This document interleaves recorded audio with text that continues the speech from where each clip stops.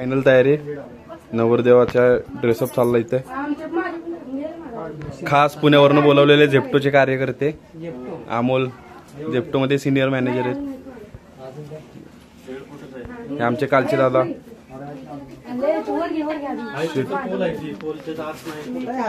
इथे बघा बिन okay just blog मध्ये आले चिमडमाग डमडम ओके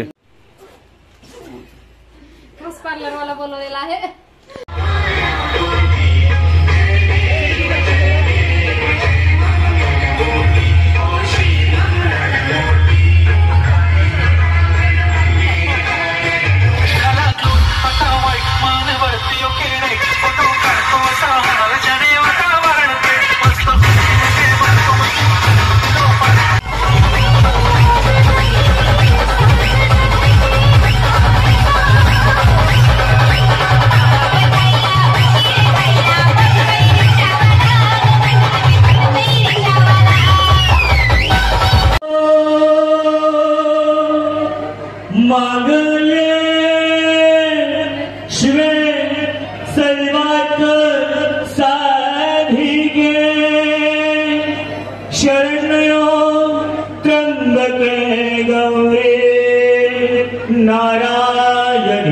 नमस्तुते वधुवर्यो शुभं भवतु शुभमंगल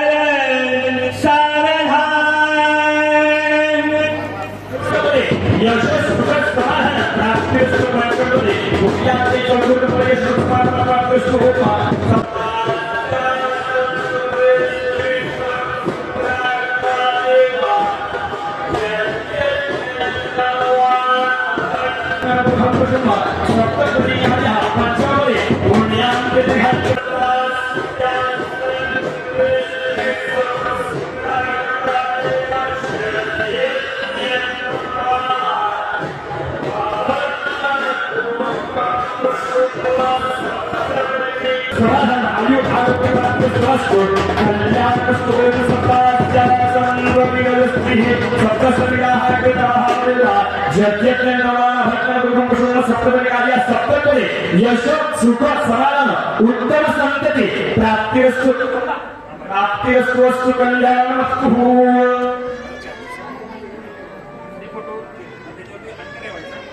नमस्कार मंडळी तर आता वाजले की पावणे 1 वाजले तर नमस्कार मंडळी 1:15 वाजले आणि आमच्या परतीचा प्रवास जस्ट आत्ता संपलेला आहे।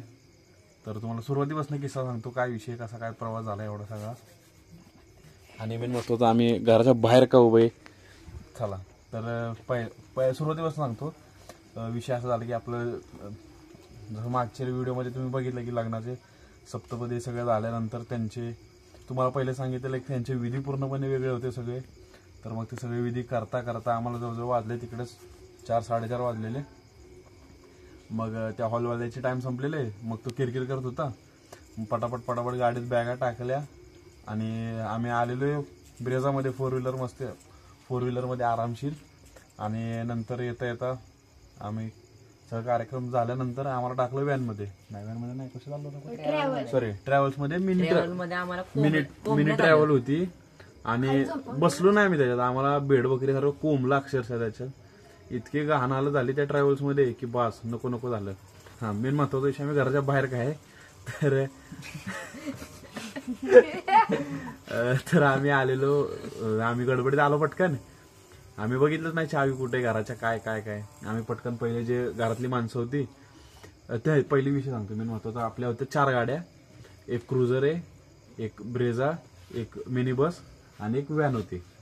तर आम्ही आमची मिनी बस भरली पटापट सगळी जेवढी माणसं होती सगळी बसलो आम्ही त्यात 20-22 विचार करा 15 सीटरच्या गाडीत आम्ही 20-22 जण आलोय म्हणजे काय परिस्थिती असेल त्या गाडीत। तर आम्ही आलो पुढे आणि जवळजवळ अर्धा रस्ता क्रॉस केल्यानंतर आमच्या लक्षात आलं की घराची चावीच नाही आणली।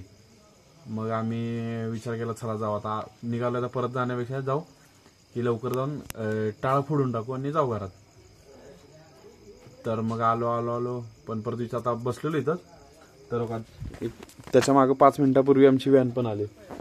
तर मग आता व्हॅन आली आता हे लोक बोललेत की जी क्रुझर आहे ती पण मागं आहे मग बघू अजून एक अर्धा तास थांबू आता इतका वेळ थांबलो तर फोडण्यापेक्षा अजून अर्धा तास थांबतो, मग नंतर गाडी येईल आमची. काय म्हणते बोल की. तर गाईस तुम्हाला सांगायचं राहिलं, आम्हाला ट्रॅव्हल मध्ये काय बसून आणलं. आम्ही जाताना गेलतो ब्रेजामध्ये, पण असा विषय झाला की नवरीवर 3 कुलवर आल्यात. तीन तर आम्हाला त्यामुळे कोंबलं अक्षरशः इथे तर जागा व्याप्ती एवढी होती. बस चला थांबा. हा तर मग अशा प्रकारे आता आम्ही इथं पोहोचलो. ते आता जस्ट गेलेलो आम्ही बाजूच्या घरात. आता नवीन नवरा नवरीला घरात डायरेक्ट घेता येत नाही. ते आमच्याकडे प्रथा असते की नवरीची हळद उतरवल्याशिवाय त्यांना घरात घेत नाहीत. तर मग आता त्यासाठी आपलं एक रूम बुक केलेली इकडं गावात, की नवरा नवरी आणि सगळ्या कलर त्या रूममध्ये राहणार होते आजच्या दिवस. तर मग ते रूमचं जरा नियोजन करून आलो. तर आता बघू अजून तास 1.5 तास थांबतो. ते नवरा नवरीची वाट बघतो. ते येतील, मग त्यांना तिकडं शिफ्ट करून त्यांच्या बॅगा प्रॉपर तिकडं लावून मग आजचा दिवस संपला. आणि शेवटचा आपला लग्नाचा कार्यक्रम संपला. तसं आमच्या इथलं पुढे अजून बाकीचे 3 कार्यक्रम बाकी आहेत. आता एक उद्या तर हळद उतरवतील. मग परवा देवदेव, जेवढे त्यांचे कुलदैवत सगळ्या त्या देवांना एक गाडी करून हिरो नवरा बायको कलवऱ्या आणि आमच्याकडचे कलवऱ्या जाऊन ते देवदर्शन करून येतील. मग नंतर लग्नाची पूजा. असे 3 कार्यक्रम बाकी आहेत. पण मी इथं पुढच्या कार्यक्रमाला नाही का, तर 7 तारखेला माझा पेपर आहे. पण ते बाकीचे गँग तर आहे. नाही गाईज मी पण नाही. आमचा व्हॉलीबॉलचा खेळाडू मी पण नाही. शिववाली पण नाही. त्याचा इंस्टाग्राम आयडी डिस्क्रिप्शन मध्ये येईल, कमेंट इथे वर लिंक होईल. नक्की भावाला फॉलो करा. तो पण थोड्या दिवसात आपल्याकडून इन्स्पिरेशन घेऊन ब्लॉगर बनणार आहे. म्हणणार की नक्की 100%. आणि हा आमचा छोटा खेळाडू विराज, हा पण फुटबॉल प्लेअर होणार. हो दे येस. अशा काहीतरी कलाकारी करतो येऊ. तर मग इथेच ब्लॉगला आजच्या दिवसाचे संपूया. चला तर उद्या भेटू. गाईस थांबा अजून काहीतरी आठवलं. लाईक आणि सबस्क्राईब करायला नका विसरू. आणि कमेंट अशा नवनवीन व्हिडिओ, आमच्या डेली व्हिडिओ पाहण्यासाठी आमच्या युट्यूब चॅनलला सबस्क्राईब करा विसरू नका. व्हिडिओ आवडली तर नक्की कमेंट करा. बाकी काही विषय नाही.